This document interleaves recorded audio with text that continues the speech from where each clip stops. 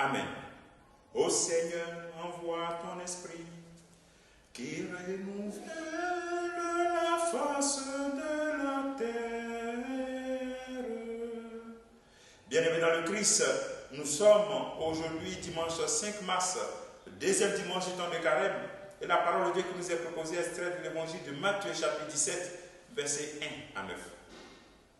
En ce temps-là, Jésus prit avec lui Pierre, Jacques et Jean, son frère, et il les amena à l'écart sur une haute montagne. Il fut transfiguré devant eux. Son visage devint brillant comme le soleil, et ses vêtements blancs comme la lumière. Voici que leur apparurent Moïse et Élie, qui s'entretenaient avec lui. Pierre alors prit la parole et dit à Jésus, « Seigneur, il est bon que nous soyons ici. Si tu veux, je vais dresser ici 3 tentes, une pour toi, une pour Moïse et une pour Élie. » Il parlait encore lorsqu'une nuée lumineuse les couvrit de son ombre. Et voici que de la nuée une voix disait, « Celui-ci est mon fils bien-aimé, en qui je trouve ma joie. Écoutez-le. » Quand ils entendirent cela, les disciples tombèrent face contre terre et furent saisis d'une grande crainte. Jésus s'approcha, les toucha et leur dit, « Relevez-vous et soyez sans crainte. » Levant les yeux, ils ne virent plus personne, sinon lui, Jésus seul. En descendant de la montagne, Jésus leur donna cet ordre, ne parle de cette vision à personne, avant que le Fils de l'homme soit ressuscité d'entre les morts. Acclamons la parole de Dieu, louange à toi, Seigneur Jésus. Bien-aimés dans le Christ, nous connaissons bien ce passage de la transfiguration qui est truffé d'enseignements. Celui-ci est mon Fils bien-aimé, en qui je trouve ma joie. Écoutez-le. Voici cette belle narration que Matthieu nous présente. Et tous les 3 évangélistes, Marc, les synoptiques, Matthieu, Marc et Luc, parlent de cela. Et Matthieu situe cela entre la première annonce de la passion, mort et résurrection de Christ. La transfiguration veut nous montrer donc que voici ce qui nous attend à la fin du temps du carême. Voici ce qui nous attend. Jésus est en train de préparer ses disciples. Il allait souffrir, il va mourir. Mais il est en train de préparer à la résurrection. Déjà, ils avaient vu ce qui allait arriver.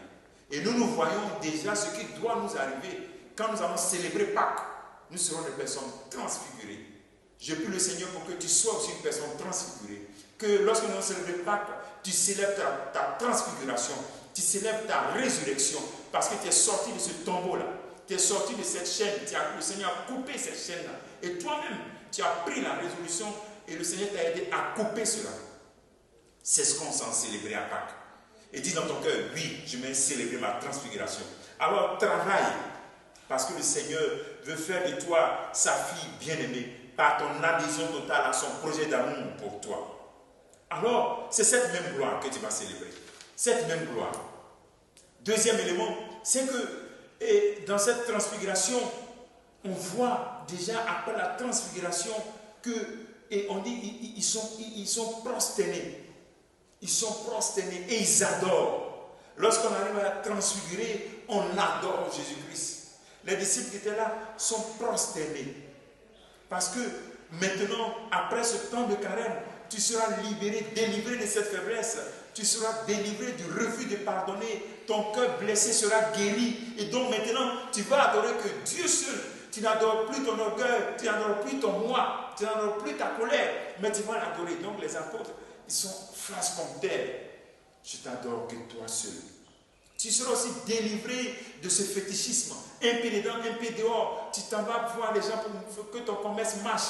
Tu n'as plus besoin de ça. Tu n'as pas besoin de mettre un parfum pour que ton mari t'aime. Tu n'as pas besoin de ça. Tu n'as plus besoin de ça. Tu n'as pas besoin de mettre des ceintures au rein ou bien des bagues pour que ton affaire marche. Tu n'as pas besoin de ça. C'est cette transfiguration. Tu n'as qu'à adorer Jésus seul. Et c'est cette adoration que tu dois faire après la transfiguration. Je n'adore que Dieu seul. Donc voici les 2 attitudes. Lorsqu'on est transfiguré, on adore que Dieu seul et ensuite on le craint. On n'a pas peur de lui, on ne veut pas l'offenser. Et quand on l'offense, on se réconcilie vite parce qu'on ne veut pas qu'il ne soit pas content de nous pendant longtemps. On va demander au Seigneur cette grâce, qu'il crée en nous l'esprit vraiment de sa crainte et de l'adoration véritable. Le travail que tu fais en ce jour, est-ce que Dieu va te trouver encore tel que tu es? Est-ce qu'il va te trouver avec plus de joie? Est-ce qu'il peut te dire maintenant, ou bien même pendant ce temps de carême qu'à la fin, voici ma fille bien-aimée, mon fils bien-aimé, en qui je trouve ma joie. Et tu deviens maintenant un apôtre qui enseigne. Écoute-le, écoutez-la. Parce que le Seigneur a fait des merveilles dans ta vie, tu dois maintenant raconter, narrer cela. Que le Seigneur te bénisse, qu'il nous bénisse tous en ce jour, au nom du Père et du Fils et du Saint-Esprit. Amen.